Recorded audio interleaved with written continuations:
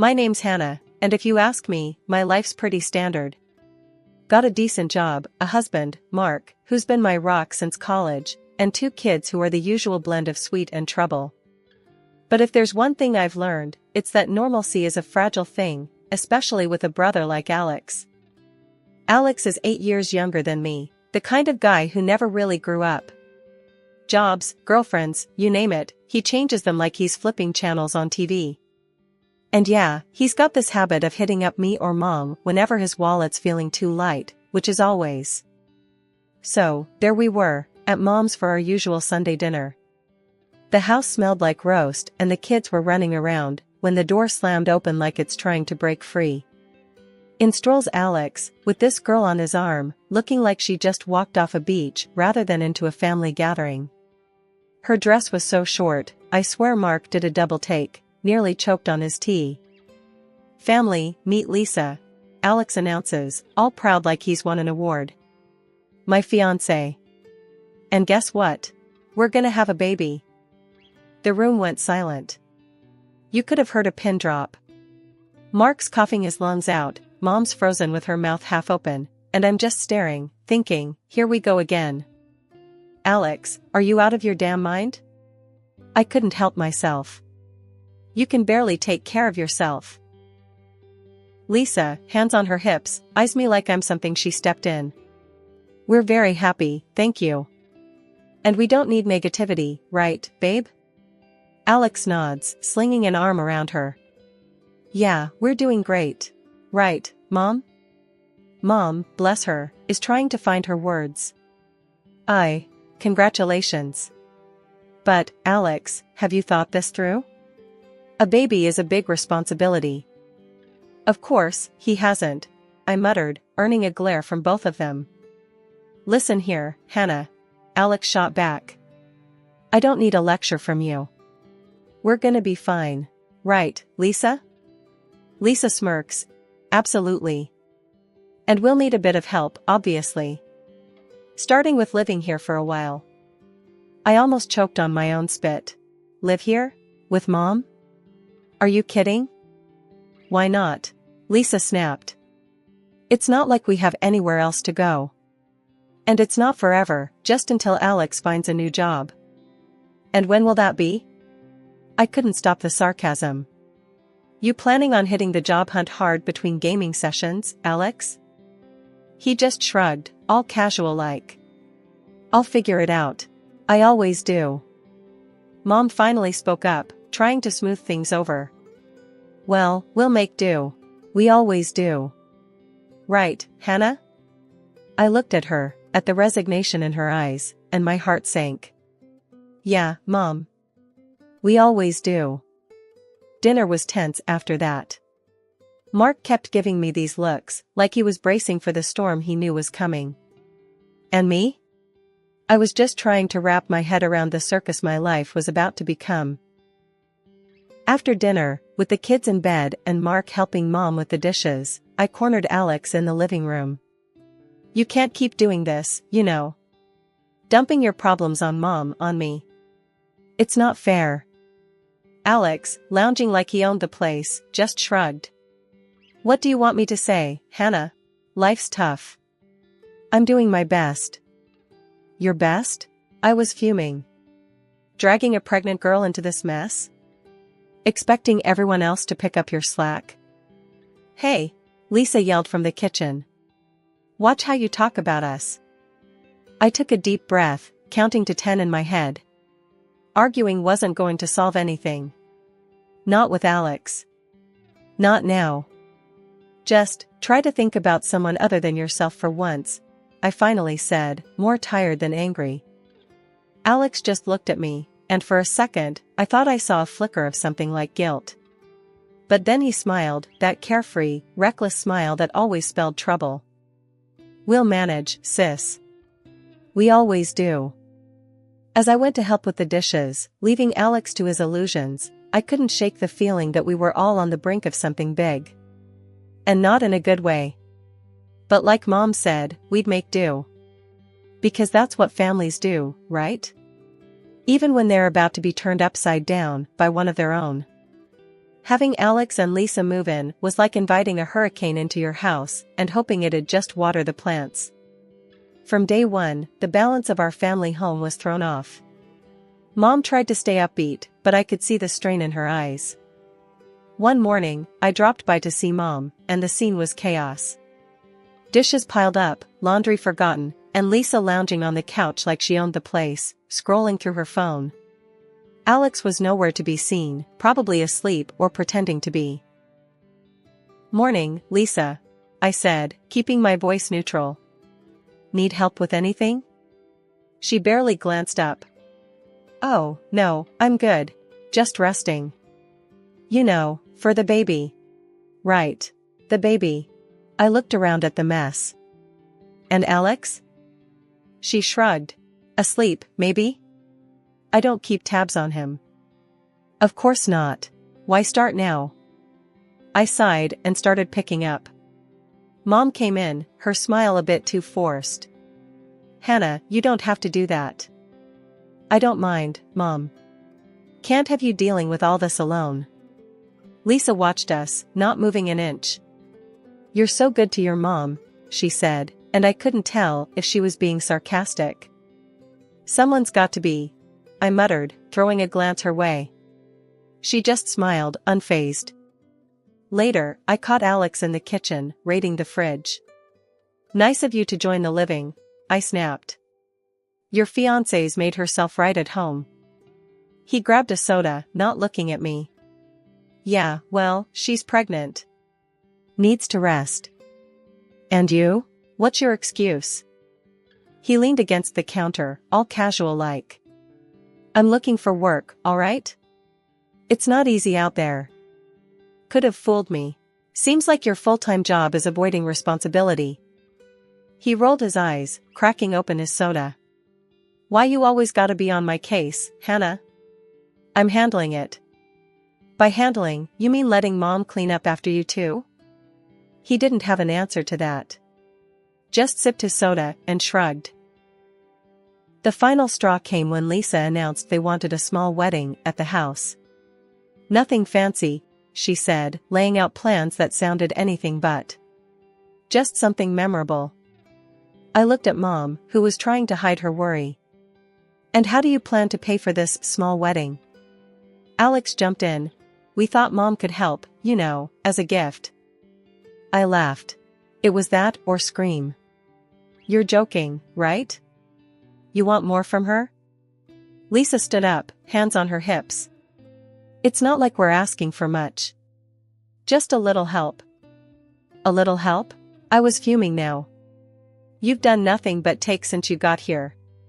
Mom's on a fixed income and you're planning a wedding like she's made of money." Alex tried to intervene.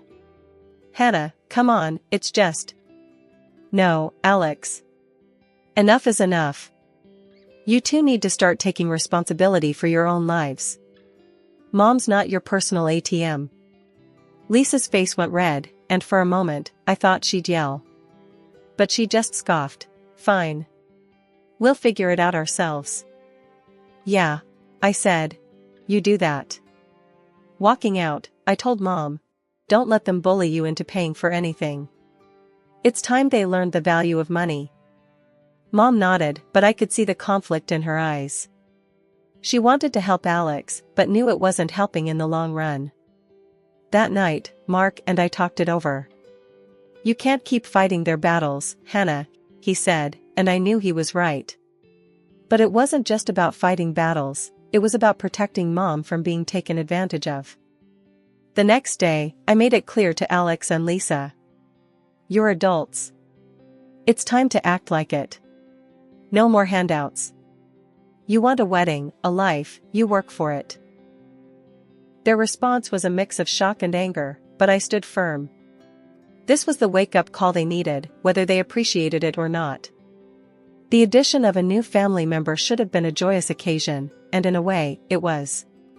Lisa gave birth to a beautiful boy, a bundle of joy that brought a rare smile to everyone's faces, especially Mom's. She was over the moon, completely taken with her new grandson. But the joy was a double-edged sword. It was Mom, not Alex or Lisa, who ended up doing most of the caring for the little one. Watching her juggle her grandson alongside everything else was both heartwarming and heartbreaking. Alex and Lisa's approach to parenting was, let's just say, hands off. While Mom cooed and cuddled the baby, Alex was glued to his computer screen, and Lisa was out more often than not, treating them all like her personal playground. The contrast couldn't have been starker. Life at Mom's had spiraled into a daily soap opera, minus the scripted resolution at the end of each episode. On one of my visits, I caught Mom poring over a pile of receipts that could easily be mistaken for a novel, with expenses that made my eyes water. Designer outfits, jewelry, luxury items that screamed extravagance from miles away. And there was Alex, ensconced in his virtual world, oblivious to the real one crumbling around him, his newborn son a mere background to his gaming adventures. Alex, isn't it about time you hit pause and maybe, I don't know, looked for a job? My attempt at lightheartedness did nothing to pierce his focus. He grunted something unintelligible, not once tearing his gaze from the screen. Working on it, he mumbled, the same old song and dance. And Lisa? This, I gestured to the mountain of receipts, isn't exactly helping. He shrugged, a gesture that conveyed a universe of indifference. I rounded on Mom. How can you just sit by and watch them drain you like this? Mom sighed, a sound so heavy it seemed to carry the weight of the world. It's only money, Hannah. I can't lose my grandson over it. That's when Lisa waltzed in, arms laden with shopping bags, a triumphant grin plastered across her face. Nothing like a little retail therapy, she announced, dropping her spoils on the table as if she'd returned from a successful hunt. Therapy? More like grand larceny. Mom can't keep this up, Lisa. Her eyes narrowed to slits, her voice cold and sharp as ice. Perhaps we should just leave, then.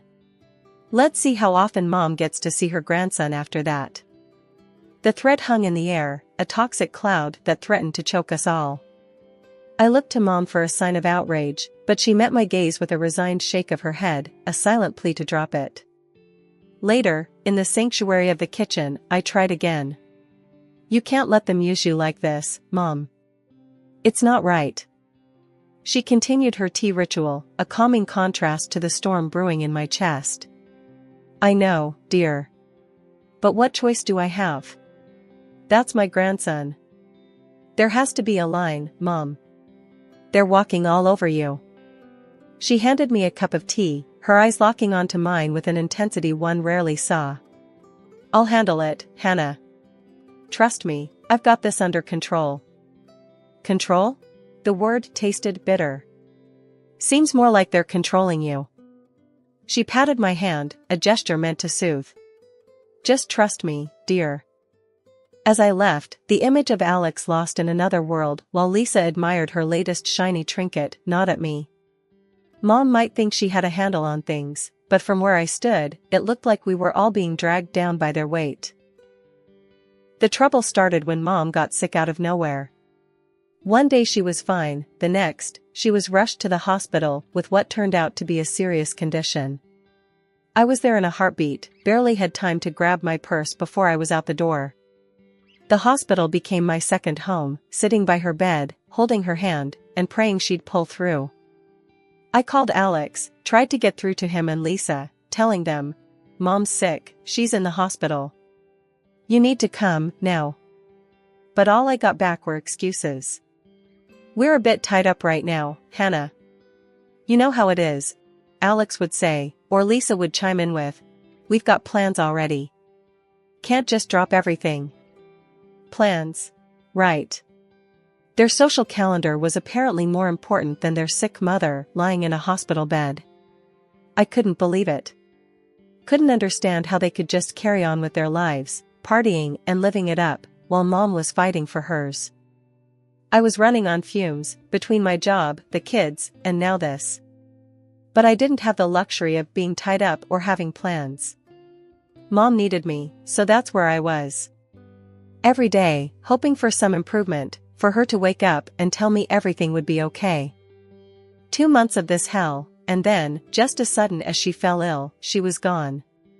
I was there, holding her hand, telling her I loved her, that I'd look after everything, not to worry. And where were Alex and Lisa? Out.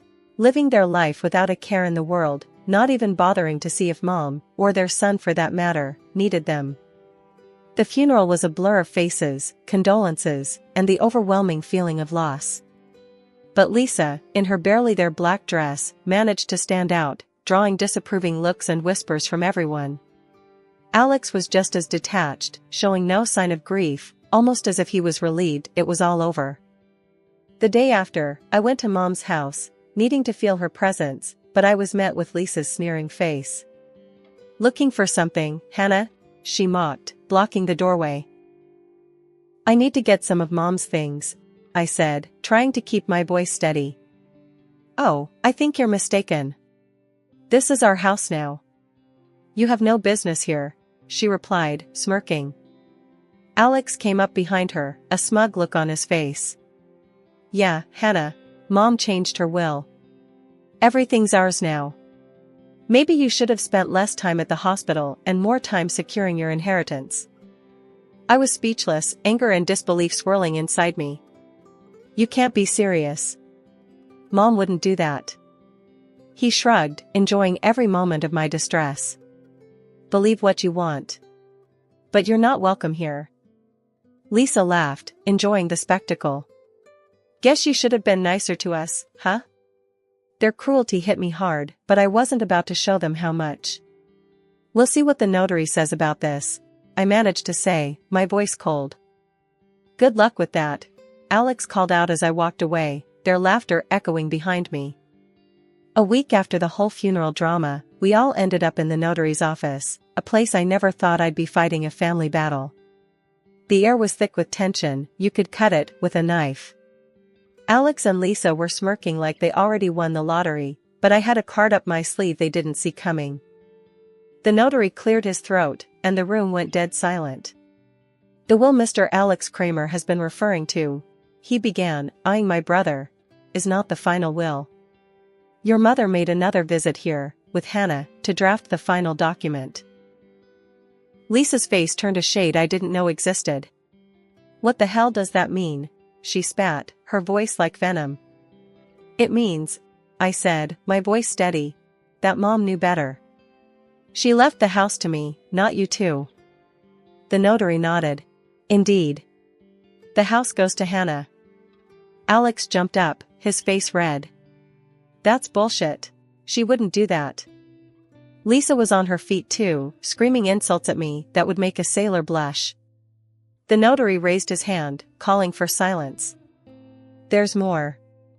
If it's found that there was any pressure applied to change the will, legal actions could be taken." Alex, still fuming, shot back, "I'm her son too. I deserve half of everything." The notary, unfazed, pulled out another document. "Your mother anticipated such a claim. Hence, she divided her money into 2 equal parts. However," he paused, looking directly at Alex, "she deducted from your share all the money you and your wife have received during your marriage." You could hear a pin drop. "How much is left then?" Alex's voice was barely a whisper. $10,000, the notary replied. Lisa's scream could probably be heard a mile away. 10,000? That's it? I couldn't help but feel a mix of sadness and relief. Mom had seen through their greed. "Seems like Mom knew what she was doing," I said, more to myself than anyone else. Alex and Lisa were in shock, their dreams of easy money shattered in an instant. The notary suggested they leave before things got uglier, and they did, but not before throwing a few more choice words my way. After the showdown at the notary, things escalated pretty quick. Alex and his wife, Lisa, were set on clinging to Mom's house like they owned the place. It was a mess, a proper circus show, until it got so heated that I had no choice but to call the cops. Never thought I'd see the day where I'd have to drag police into family drama, but there we were. When they finally left, under the watchful eyes of the police, the air in the house felt different, heavier somehow. Mark and I started the grim task of taking inventory, noting the gaps where things used to be. It was clear as day, they'd been selling off Mom's things. My heart sank. How could they? I was livid, ready to drag them through the courts. I can't believe this, Mark. They've stolen from us, from Mom. We should sue them for everything they've got left. Mark, ever the voice of reason, put a hand on my shoulder. Hannah, I know you're angry, and you have every right to be. But think about it. Maybe, just maybe, they'll use that money for something good. For the kid. His words hit me harder than I expected. It was a slim hope, clinging to the idea that maybe, just maybe, they'd finally start acting like responsible adults for their child's sake. It didn't make what they did right, but it gave me a sliver of hope that maybe the cycle would break with their son. Deep down, I knew Mark was right. Pursuing them legally would just drag us all through more mud, and for what? The chance at a few dollars and more heartache? No, it was time to let go, to move forward and focus on healing, on building something better from the wreckage they left behind.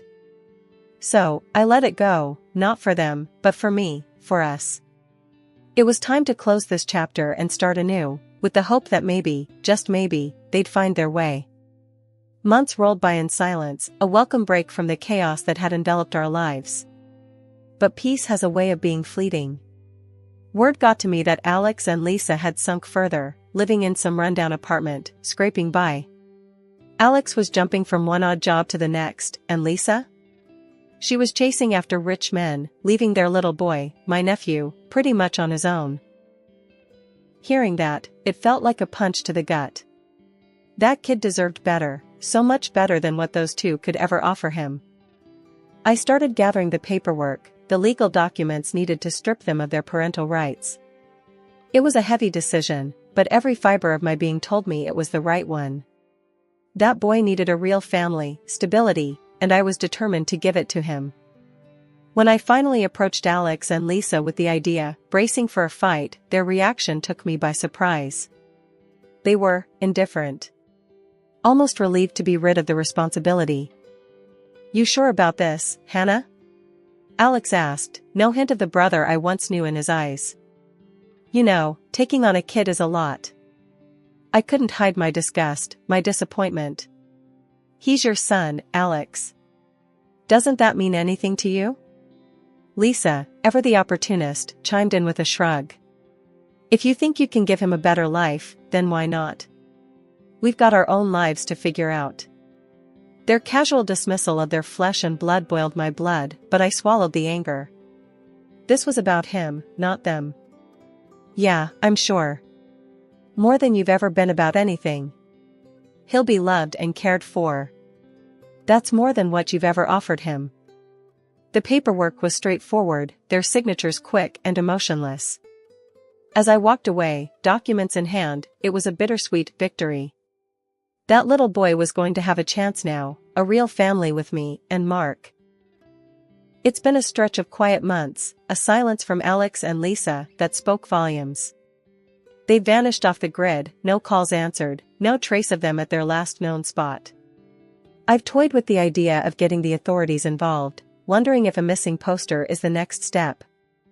Meanwhile, our home's been filled with a different kind of noise, the joyful chaos of kids and their boundless energy. Our little nephew, now effectively my third child, has settled in as if he's always been here. My kids, bless them, have taken to him like ducks to water, showering him with the kind of love and attention that's both heartwarming and a tad overwhelming. "We're gonna build the biggest fort this living room has ever seen," declares my eldest, rallying the troops with a sparkle in her eyes that could outshine the sun. The little one, barely understanding but eager all the same, claps his hands with glee, a toothy grin plastered across his face.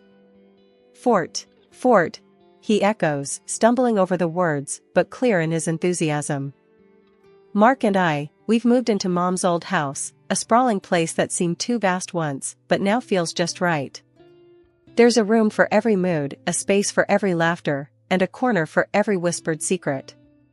It's become a home in the truest sense, filled with memories we're making fresh each day. "I never thought we'd fill this place up," I muse aloud one evening, watching the kids turn the living room into a labyrinth of cushions and blankets. Mark wraps an arm around me, pulling me close. We always had the space, just needed the right people to fill it. And he's right. This house, once echoing with the past, now thrums with the present and whispers promises of the future. As for Alex and Lisa, their absence is a void, but not one that sucks the life out of us. If anything, it's given us a clarity, a purpose. We've built something solid, something real, out of the wreckage they left behind. We've turned a page, started a new chapter. And in this story, we're all exactly where we're meant to be. Brad, why can't we just be together openly? I muttered under my breath as I heard those words from my husband's office. My heart pounded in my chest as I froze outside his door, eavesdropping on the heated conversation between him and Tara, our young business partner. Trust me, Tara, we need to keep this quiet a little longer, Brad's voice responded, laced with a tenderness I hadn't heard from him in years. A sick feeling washed over me as the realization dawned. My husband of 20 years was having an affair with our employee, right under my nose. Memories flashed through my mind, taking me back to the early days when Brad and I had started our tech company from scratch. We were young, ambitious, and blissfully in love, working tirelessly alongside our small team to make our dream a reality. Tara had joined us fresh out of college, her youthful energy and innovative ideas quickly making her an invaluable asset. Funny how things can change so drastically without you even realizing it. As the business grew, so did Tara's influence over Brad. I noticed her overly friendly demeanor, the way she would linger a little too long during their conversations, and how Brad seemed increasingly enamored with her ideas.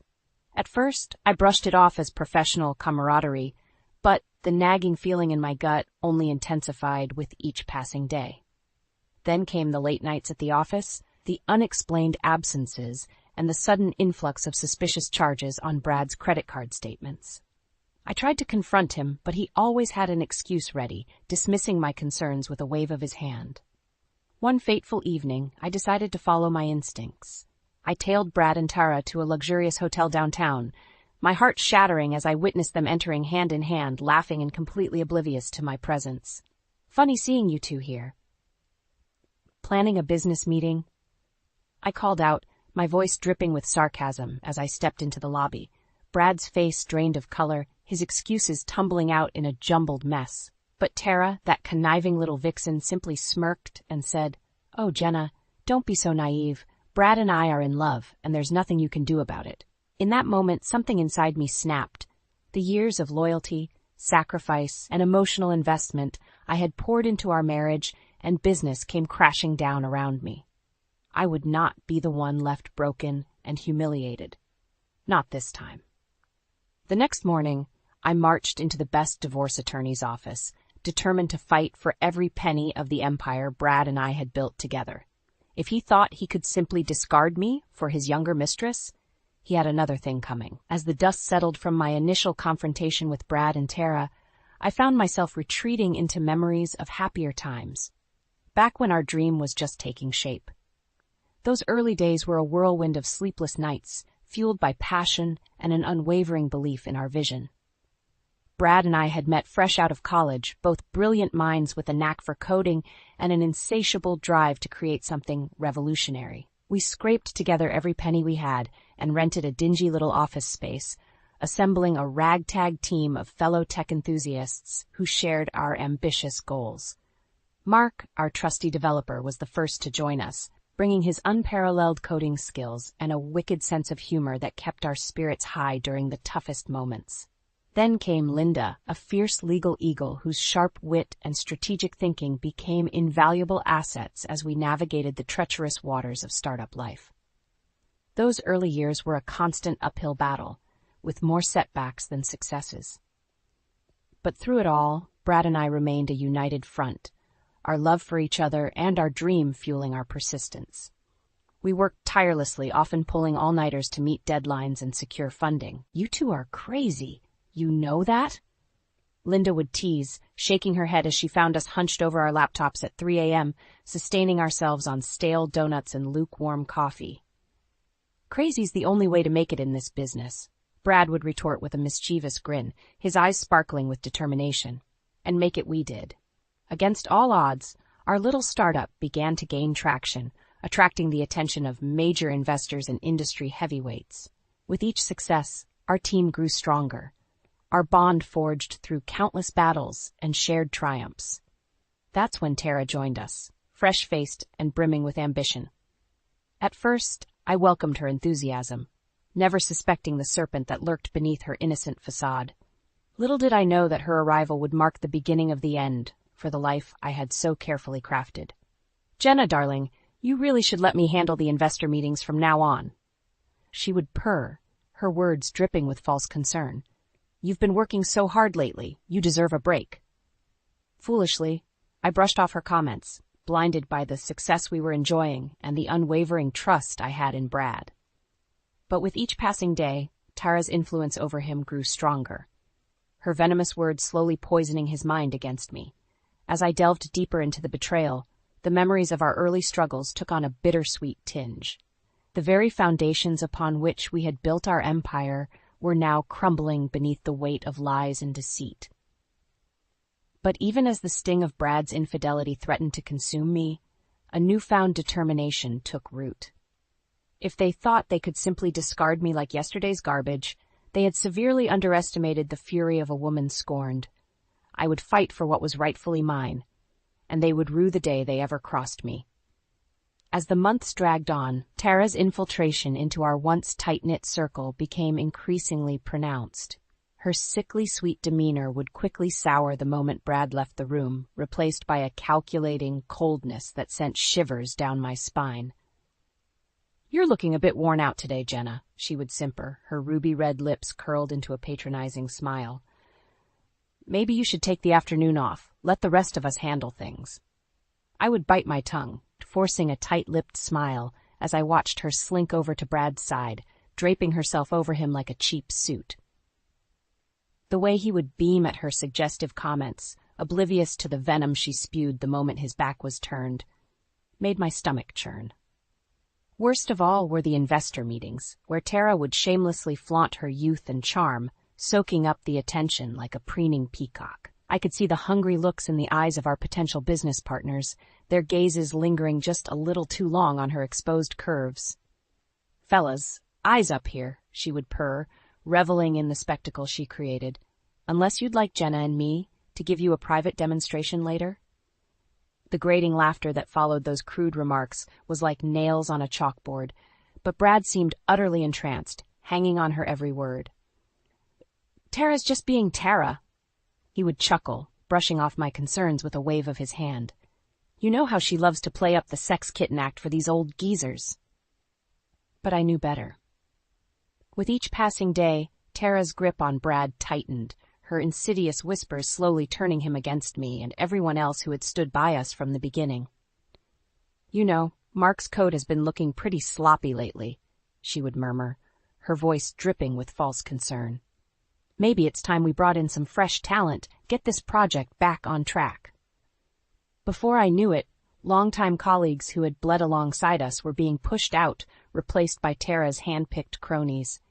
Her twisted tentacles were slowly tightening around our company, squeezing the life out of everything we had built. Yet, no matter how many warnings I issued, Brad seemed blissfully oblivious to her machinations, too besotted by her youthful charms to see the serpent lurking beneath. The final straw came when I overheard a heated argument between them, their voices carrying from the confines of Brad's office. "We can't keep funneling money into that offshore account, Tara," Brad hissed, his usual bravado replaced by a quivering uncertainty. "Jenna's getting suspicious, and the auditors are breathing down my neck." "Don't be such a coward, Bradley," Tara snapped, her honeyed tones replaced by a biting venom. "We're so close to having everything we've ever wanted. A little thing like your wife isn't going to stop us now." As the weight of her words crashed over me, a cold clarity washed away the final vestiges of denial. This went far beyond a mere affair. Tara's claws were dug deep into the financial lifeblood of our company, and she was bleeding us dry. In that moment, I knew there was only one path forward, to fight with every ounce of my being to excise this malignant tumor before it destroyed everything we had worked so hard to build. The gloves were finally off, and I would show no mercy.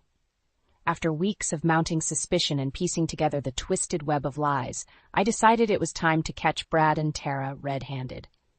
I hired a private investigator to track their movements, and sure enough, the sleazy truth was unveiled. They had been carrying on their sordid affair at a luxurious hotel downtown, using company funds to finance their trysts. The thought of them squandering the money we had poured our blood, sweat, and tears into made my blood boil. One evening, as the investigators' report placed them at the hotel, I took matters into my own hands. Gripping the steering wheel with white-knuckled fury, I tailed them from a distance, my heart pounding with a mixture of dread and grim determination. As I pulled up to the opulent entrance, I spotted their car parked brazenly in the valet area. Taking a deep breath, I strode through the revolving doors, my heels clicking against the marble floors like a death knell. There they were, ensconced in a plush sofa in the lobby bar, Brad's arm draped possessively around Tara's waist as she giggled and batted her lashes at him. The sight of their twisted intimacy made my stomach churn. "Funny seeing you two here," I announced, my voice ringing out like a gunshot in the hushed ambience. "Planning a business meeting, I assume?" Brad's head whipped around, his face draining of color as he registered my presence. "Gee, Jenna, what are you doing here?" Tara, however, simply rolled her eyes and took a languid sip of her cocktail. "Oh, please. Spare us the theatrics, Jenna. We both know you've been aware of our little arrangement for quite some time now." Her brazen admission hit me like a sucker punch to the gut. All the months of suspicion and gut-wrenching doubt came crashing down in that moment, leaving me reeling. You vile little snake," I spat, my carefully cultivated composure crumbling. "How could you, Brad? After everything we've been through together?" Brad's mouth opened and closed like a gasping fish, his excuses dying on his lips as Tara calmly stroked his arm in a sickeningly possessive gesture. "Don't be so dramatic, Jenna," she purred, her voice dripping with contempt. "Bradley and I are simply pursuing our happiness together, something you've clearly failed to provide him with." Her words lanced through me like white-hot daggers, laying bare the insecurities and inadequacies I had grappled with for months. But even as the emotional floodgates threatened to burst open, something hardened within me, a steely resolve forged in the fires of my rage. "You want dramatic?" I snarled, leaning in until I was nose to nose with the smirking viper. "I'll show you dramatic, you backstabbing little tramp." Straightening up, I turned to Brad, who visibly shrank under my withering glare. "Don't even think about coming home tonight. In fact, don't bother coming home at all. I'm filing for divorce first thing in the morning, and I'm taking you for every last penny you're worth." Spinning on my heel, I stormed out of the lobby, my head held high despite the maelstrom of emotions raging within. The battle lines had been drawn, and there would be no quarter given. They wanted war? They had just declared it on the wrong woman. True to my word, the next morning I marched into the office of the most cutthroat divorce attorney in town and laid everything on the table. The anger and humiliation still burned hot within me as I recounted the sordid tale of Brad's betrayal and Tara's underhanded machinations. "I want everything," I growled, slamming my fist on the desk for emphasis. "The house, the cars, a majority stake in the company, and I want that little snake Tara out on her ass." The shark-like grin that spread across the lawyer's face told me I had come to the right place. "Consider it done, Mrs. Thompson. We're going to bleed your soon-to-be ex-husband dry." With those words, the legal firestorm was unleashed. I hit Brad with divorce papers faster than he could say irreconcilable differences, leaving him and his little mistress reeling. Of course, the two degenerates didn't go down without a fight. Brad sauntered into the office the next day, Tara clinging to his arm like a remora to a shark, both wearing matching sneers of arrogant disdain. "You really think you can take this company away from me, Jenna?" Brad scoffed, puffing out his chest. "I built this empire from the ground up. You were just along for the ride." "That's right," Tara chimed in, her shrill voice like nails on a chalkboard. "And now that Brad and I are together, we're going to take this business to even greater heights. You won't get a penny more than the courts decide." I wanted nothing more than to slap that smug look off her face. But I held my tongue.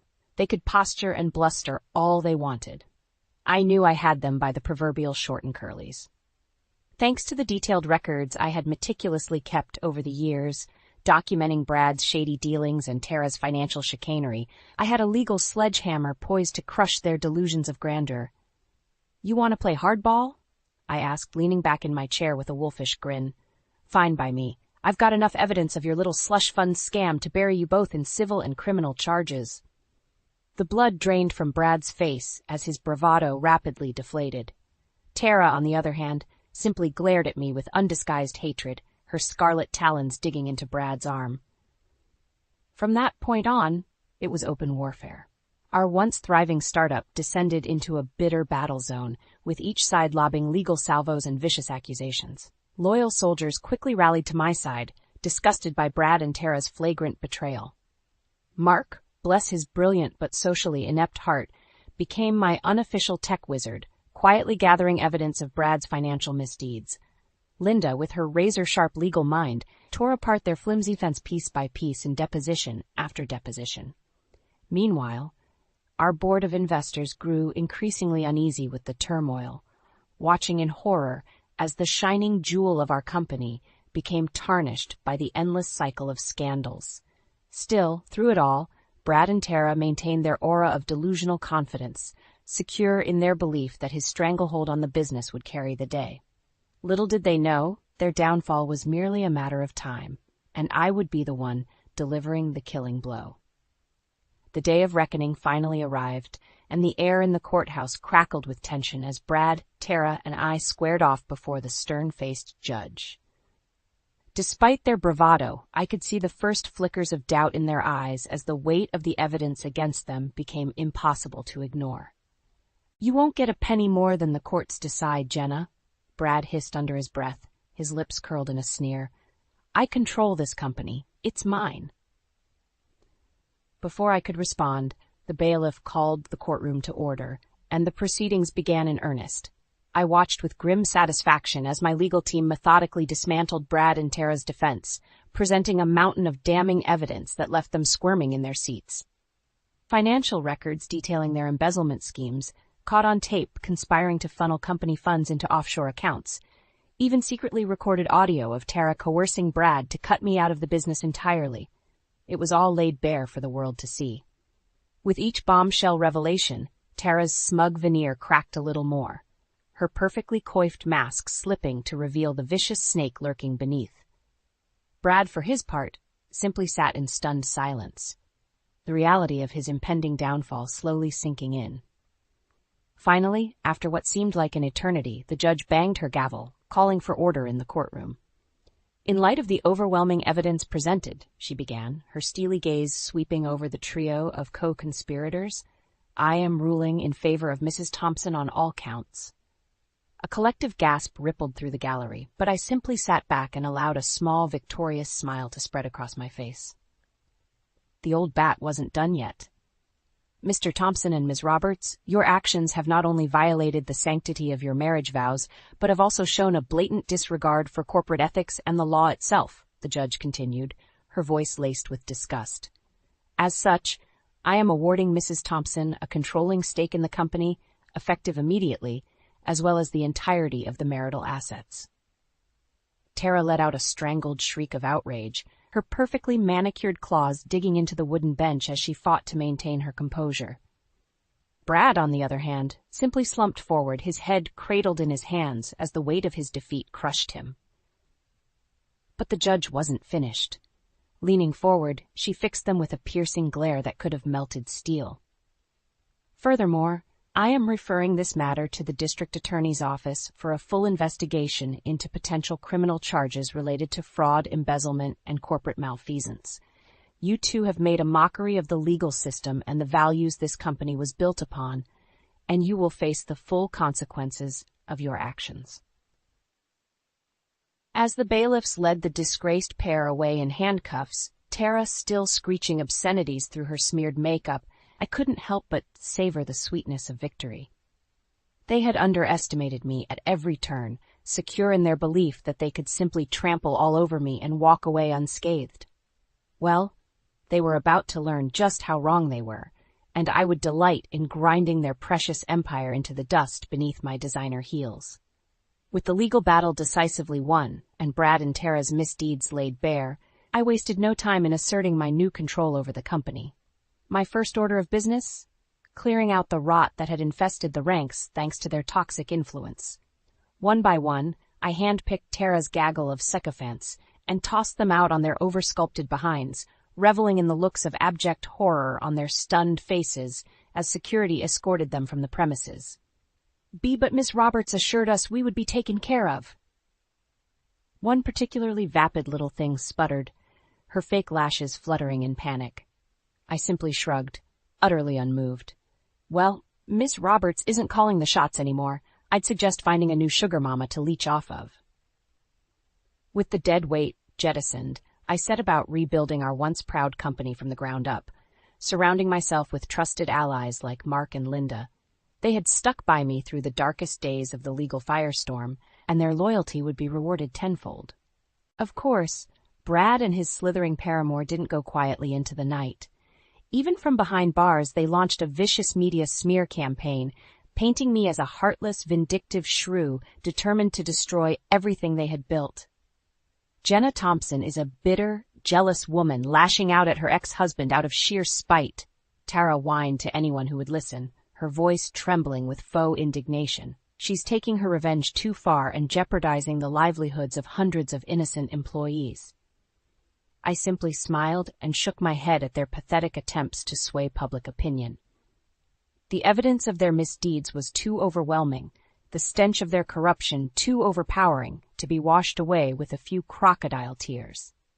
As the weeks ticked by, their once formidable empire began to crumble around them, a self-inflicted wound caused by years of shady dealings and gross mismanagement. Business partners jumped ship in droves, repulsed by the stain of scandal. Investors clamored for their money back, unwilling to be dragged down with the sinking ship. All the while, I watched from the sidelines with a mixture of vindication and pity. These were the same two arrogant fools who had smugly assured me that they controlled everything, that I was simply a footnote in their grand narrative. Yet with each passing day, their grandiose delusions withered further, until they were left with nothing but the ashes of their shattered legacy. And I, the woman they had so callously discarded, was there to sweep up the remains and rebuild an empire worthy of the sacrifices that had been made. The final insult came when their former colleagues, desperate to salvage what was left of the business, came groveling to me with an offer to buy out the remaining assets at a fraction of their worth. I could have dragged out the negotiations, bled them dry as payback for the anguish they had put me through. Instead, I simply smiled, slid the contract across the table, and said, "Just get it over with, boys. I have a new empire to build." As they scurried away with their tails between their legs, I leaned back in my chair and allowed the vindication to wash over me. The ultimate revenge? Reducing Brad and Tara's grandiose dreams to a mere footnote in the legacy I was crafting for myself. In the months that followed, the tables well and truly turned on Brad and Tara. As I thrived in my new role at the helm of my own blossoming entrepreneurial ventures, they found themselves drowning in a cesspool of their own making. The money, the status, the glamorous lifestyle they had so desperately coveted, it all slipped through their greedy fingers like fistfuls of sand. With each passing day, news of their downward spiral made the headlines, a sordid tale of hubris and karma come full circle. Former tech mogul Bradley Thompson faces additional fraud charges, the headlines would scream, detailing the latest revelations of financial malfeasance. Tara, for her part, fared no better. Her youthful looks, once her greatest asset in ensnaring hapless men like my former husband, withered under the harsh glare of public scrutiny. No amount of overpriced cosmetic procedures could hide the haggard, haunted look in her eyes as the walls closed in around her. Disgraced socialite Tara Roberts spotted in seedy motel, the tabloids would crow, plastering unflattering photos of the fallen temptress across their sleazy pages. I'll admit, there was a perverse sense of satisfaction in watching their downward spiral play out in such spectacular fashion. These were the same two vipers who had once looked down their noses at me, secure in their belief that they held all the cards. Now the roles were reversed, and I was the one calling the shots. An inescapable truth that seemed to torment them more than any prison sentence or financial ruin ever could. "You haven't seen the last of me, Jenna," Tara snarled during one of her increasingly unhinged television interviews. "Mark my words, I'll be back on top before you know it, and you'll be the one groveling at my feet." I simply chuckled at her empty bravado, secure in the knowledge that her words carried all the weight of a deflating balloon.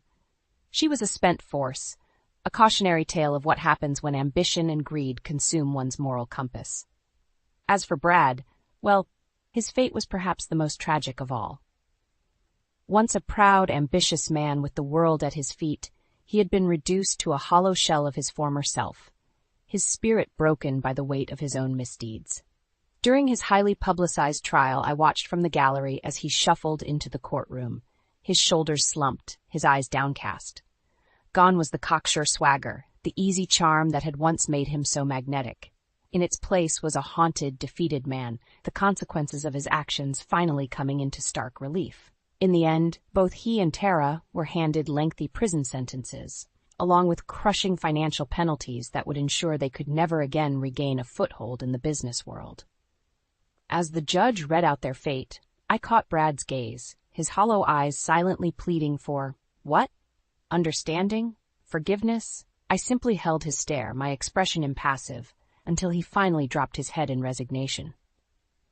There would be no absolution, no second chances. He had made his bed, and now he would lie in it, forever branded as the man who threw away everything for a pretty face and a few fleeting moments of pleasure. As I stepped out into the brilliant sunshine, leaving the sordid spectacle behind, I couldn't help but feel a sense of peace wash over me. The long, arduous road I had traveled, fraught with heartbreak and betrayal, had finally reached its end.